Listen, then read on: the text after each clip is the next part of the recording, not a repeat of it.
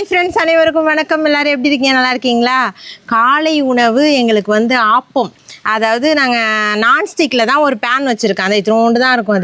அதில் நின்றுக்கிட்டு 7 மணி நேரம் சுட்டாலுமே 2 கைப்பிடி வந்து அந்த கோட்டிங் போட்டு ரப்பரில் தான் இருக்கும். இருந்தாலும் ஒரு 4 ஆப்பத்துக்கு மேலே அது பிடிக்கவே முடியாது நம்மளால், ரொம்ப சுடும். அது குட்டி ஒன்றா இருக்கிறதுனால எப்படியும் நான் ஒரு 2 மணி நேரம் அந்த அடுப்புக்கிட்ட நிற்கணும்.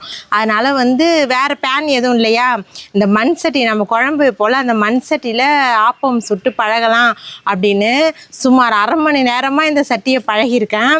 இங்கே பாருங்கள், பழக்கியிருக்கேன். அது வந்து ஓரளவுக்கு அப்படியே கொஞ்சம் கிஞ்சும் பிச்சுட்டு வந்தது.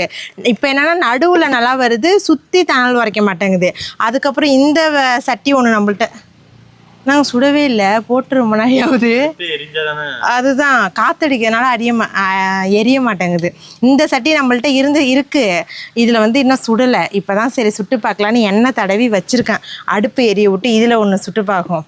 இப்போ நாங்கள் இதில் எப்போ சாப்பிட்றது தான் தெரியல. தேங்காய் பால்லாம் ரெடியாக இருக்குது. சுட்டு முடித்ததுக்கப்புறம் உட்காந்து சாப்பிட வேண்டிதான். அதுக்கப்புறம் மதிய உணவு இப்படியே தொடர்ந்துக்கிட்டே தான் இருப்போம். வாய் கொளருது பசியில். சரி, ஒன்றா இப்போ நம்ம செய்யும். ஆனால் இந்த சட்டி நல்லா இருக்குது. அப்போல்லாம் வந்து இந்த மாதிரி சட்டியில் தான் ஆப்பம் ஊற்றுவாங்களாம். இதுக்கு பேரே ஆப்ப சட்டி தானா? நம்ம தான் தெரியாமல் குழம்பு வைக்கிறோம். தெரிய மாட்டேங்குது. காலையிலே வந்து ஸ்நாக்ஸுக்காக பனங்கிழங்கை ஊற்றி சாப்பிட்டோம். அதுக்கப்புறம் தான் இதில் இறங்கணும். இந்த அடுப்பையும் பற்ற வச்சா வேலை முடிஞ்சுன்னு பார்க்குறேன், எரிய மாட்டேங்குது. தை மாதம்லாம் பிறந்ததும் இந்த அடுப்பு வந்து ஏதாவது ஒரு வழி பண்ணணும். ஏன்னா நம்ம வீட்டுக்கு காற்றுக்கு எப்போதுமே எந்த மாதமே பஞ்சம் இருக்காது. சித்திரை வைகாசியில் கூட காற்று சும்மா அல்லுன்னு அள்ளும்.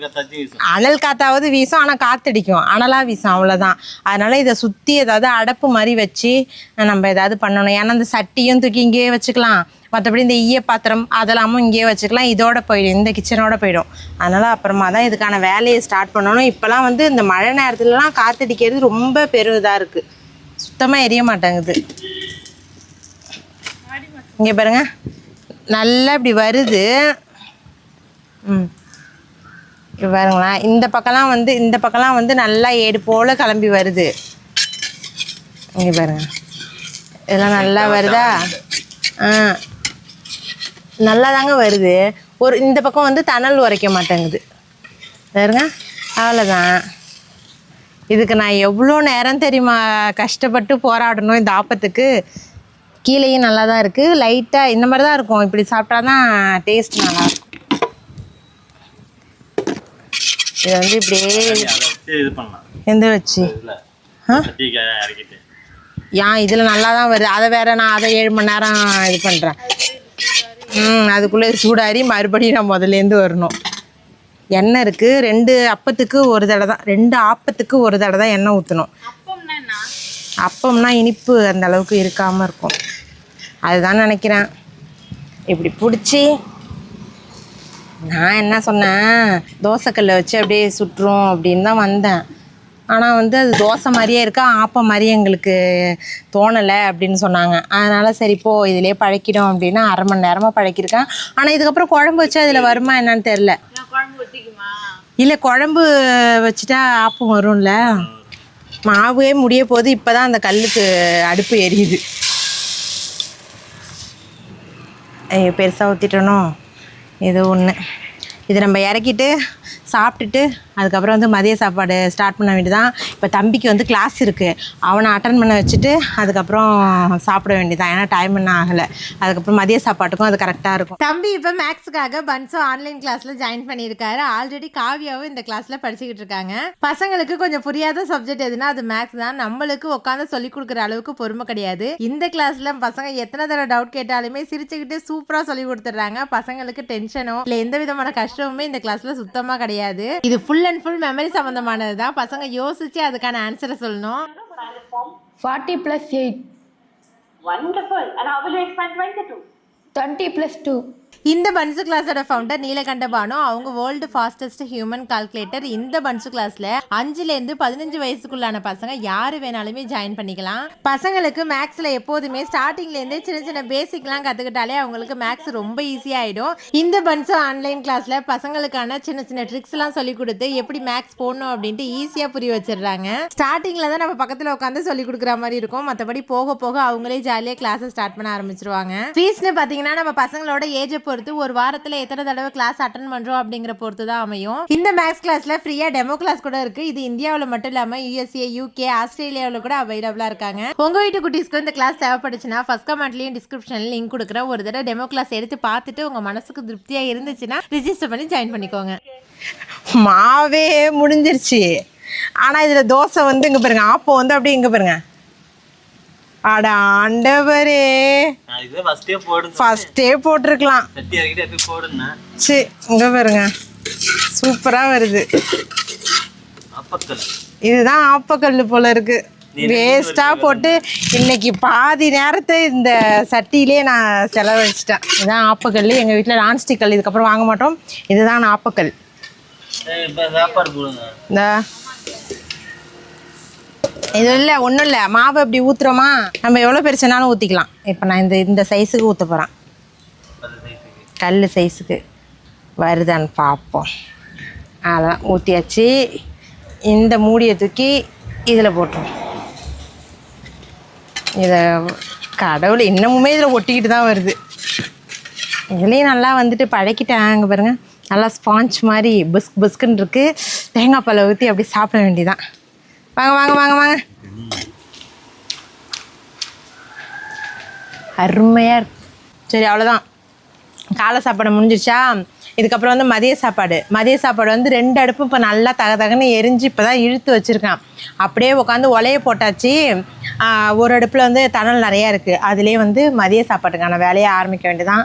ரெஸ்ட்டு கிடையாது. இதை சாப்பிட்டுட்டு அதை அப்படியே ஆரம்பிச்சிட வேண்டியதான்.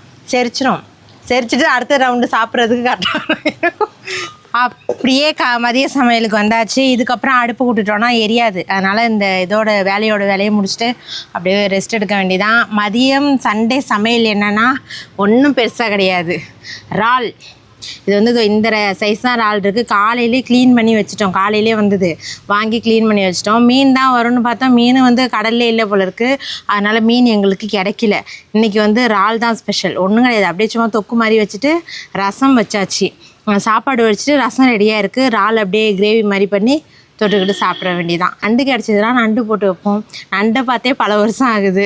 அதனால் இன்றைக்கி இதான் ஸ்பெஷலு. உங்கள் வீட்டில் இன்றைக்கி என்னென்ன ஸ்பெஷல் சண்டே அதுமா அப்படின்னு மறக்காமல் சொல்லுங்கள். நம்ம இதுக்கு ஆப்பத்துக்கு யூஸ் பண்ண எண்ணெயை ஊற்றிப்போம். இந்த சட்டி காஞ்சிருச்சு. நம்ம ஆப்பத்துக்கு யூஸ் பண்ணோம் இல்லையா, அந்த எண்ணெயை ஊற்றிப்போம். ஏன்னா அப்புறம் அப்படியே வச்சுட்டா வேஸ்ட்டாக தான் போகும். இது தண்ணி இருந்திருக்குமா?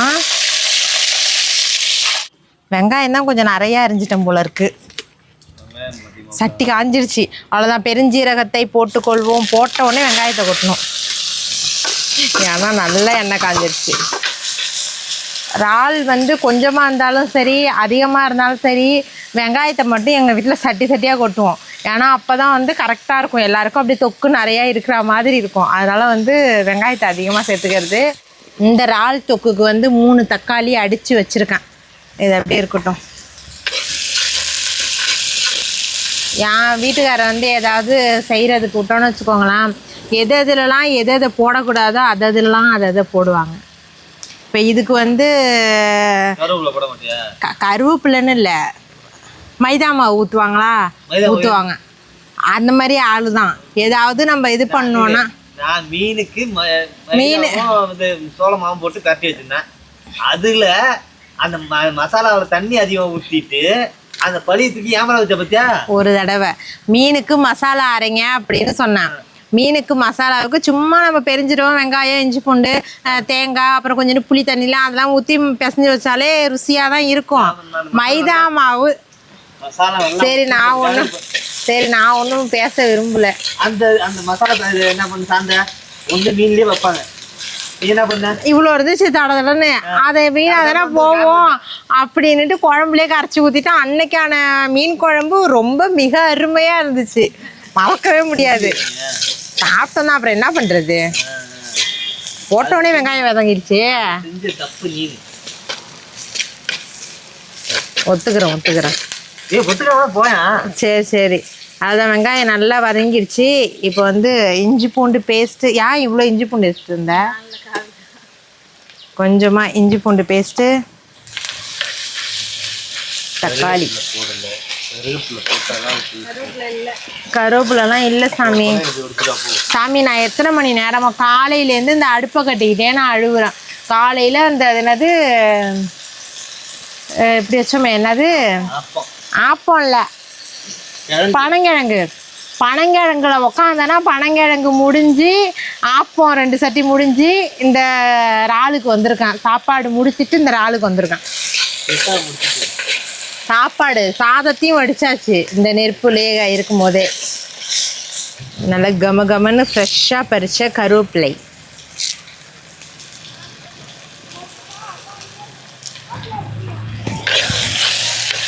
முடிஞ்சிச்சு. இப்போ வந்து இறால் போட மாட்டேன். நம்ம இது மிளகாத்தூளை போட்டு நல்லா பரட்டி கொஞ்சம் கொதிக்க விட்டு அப்படியே இறால் அப்படியே தலக்கு கொதிக்க விட்டு ஆஃப் பண்ணிட வேண்டியதான். ஏன்னா இறாலையும் இதிலே போட்டு வதக்குறோன்னா ரப்பர் பந்து மாதிரி ஆகிடும். கொஞ்சமாக போட்டுப்போம். இந்த அளவுக்கு வதக்கியாச்சு. அப்படியே தண்ணி ஊற்றிப்போம்.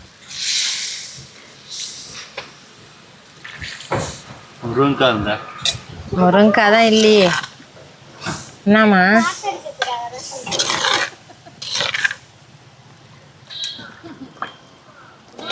போதும். இதில் வந்து கொஞ்சமாக உப்பு போட்டுப்போம்.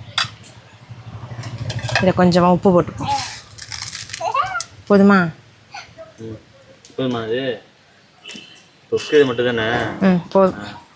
எனக்கு வந்து நான் அதிகபட்சம் நம்ம வீடியோவை பார்த்தீங்கன்னா யார்கிட்டையாவது என் அத்தைட்டையோ இல்லை வந்து என் கணவர்கிட்டையோ உப்பு கேட்பேன். எனக்கு வந்து கண்டிப்பாக சத்தியமாக உப்போட அளவுங்கிறது தெரியவே தெரியாது. ஒன்று கக்க போட்டுருவேன், இல்லைனா ரொம்ப கம்மியாக போட்டுருவேன். கம்மியாக போட்டாலும் பரவாயில்ல, சில நேரம்லாம் வந்து அப்படியே வாயிலே வைக்க முடியாது. அதையும் பொறுத்து கொண்டு என் குடும்பம் சாப்பிட்றோம். அதெல்லாம் சும்மா சொல்லக்கூடாது. அதனால தான் வந்து அப்பப்போ வந்து நான் உப்பு பாருங்கன்னு 72 தடவை நக்கி சட்டியில் உள்ள குழம்பு அப்போ வச்சுருவேன். பாதி குழம்பு வச்சிருக்கு. பாதி குழம்பு. இது என்ன குழம்பா? கிரேவியா? கிரேவி.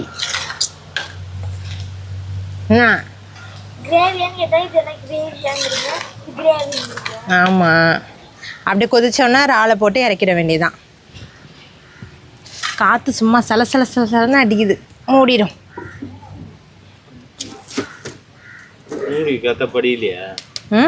இது வந்து இதுக்குள்ளே மூடி கிடையாது. இது வந்து சட்டிக்குள்ளே மூடி. நாங்கள் வந்து எண்ணெய் சட்டிக்கு வச்சிட்டோம். என்னது? தூண்டியா? படிக்கிற புள்ள தானே, தூண்டிலாம் போடலாமா? நாங்களும் தூண்டி போடுவோம். இந்த வேலையை முடிச்சுட்டு வேறு வேலை கிடையாது, அவ்வளோதான். முடிச்சுட்டு எதுக்கு ஒரு வாய்க்கால் ஓடுது, அதில் போய் தூண்டி போடலான்னு பார்க்குறோம். அவ்வளோதான். நல்லா கொதிச்சிருச்சு. இறாலை போட்டு அப்படியே 2 கொதியில் ஆஃப் பண்ணிட வேண்டியதான். இது வந்து குட்டி இறால், டேஸ்ட் ரொம்ப சூப்பராக இருக்கும் பெரிய இறாலை விட. இதை அப்படியே மிக்ஸ் பண்ணிடும். என்னது? ஸ்டாண்டா? சாந்து தான். அப்புறம் தொக்கு சாந்து மாதிரி இல்லாமல் எப்படி இருக்குமா? இல்லை, இந்த இதில் ஹோட்டலில் செய்வாங்க. ட்ரையாவா? நான் ஒன்று சொல்லட்டுமா? நீங்களே சொல்லுங்கள். நம்ம 2 பேர் 3 பேர் இப்படி இருந்தோன்னா எந்த ஒரு பொருளாக இருந்தாலுமே கொஞ்சம் எதாக இருந்தாலும் கொஞ்சம் அதிகமாக சேர்த்து நம்ம வெரைட்டியாக செஞ்சு சாப்பிட்லாம். இந்த அளவுக்கு செஞ்சால் தான் நாங்கள் எல்லாருமே திருப்தியாக சாப்பிடணும். ஒருத்தவங்கள இதாகிட்டு ஒருத்தவங்க நல்லா சாப்பிட முடியாமல் ஆகிடும். அதனால் வந்து எல்லாருமே திருப்தியாக சாப்பிட்ணுன்னா இப்படி செஞ்சால் தான் முடியும். அதனால தான் நான் இப்படி செய்கிறேன். நீங்கள் கொஞ்சம் பேர் இருந்தீங்கன்னா டக்கு புக்குடின்னு ஏதாவது பெரட்டி கட்டி வருவலாக தனித்தனி இறாலாக தனியாக நிற்கும். இங்கே அதுக்கான வாய்ப்பு கிடைக்காது. பெருசாக இருந்தால் கூட பத்தாது. பெருசாக இருந்தாலும் ஆளுக்கு ஒன்று கொடுக்க முடியும். இதுனா வந்து இப்படி எடுத்தோமா, ஒரு கரண்டி வச்சோமா அப்படின்னு இருக்கும். அதில் ஒரே ஒரு ஆள் 8 கரண்டி 8 பேருக்கு வச்சுட்டோன்னா சட்டி வெறும் சட்டியில் தான் போட்டு சாப்பிட்ணும். அந்த ஆள் நானாக தான் இருப்பேன். சரி. சட்டி சோறு சாப்பிட்டா கருவளையம் வரும்னு சொல்லுவாங்க. ஆனால் ரொம்ப டேஸ்ட்டாக இருக்கும். அதான் இது அப்படியே காற்று வாட்டுறதுக்கு கம்மன்னு இருக்குது. முடிஞ்சிருச்சு. அப்படியே வச்சிரும்.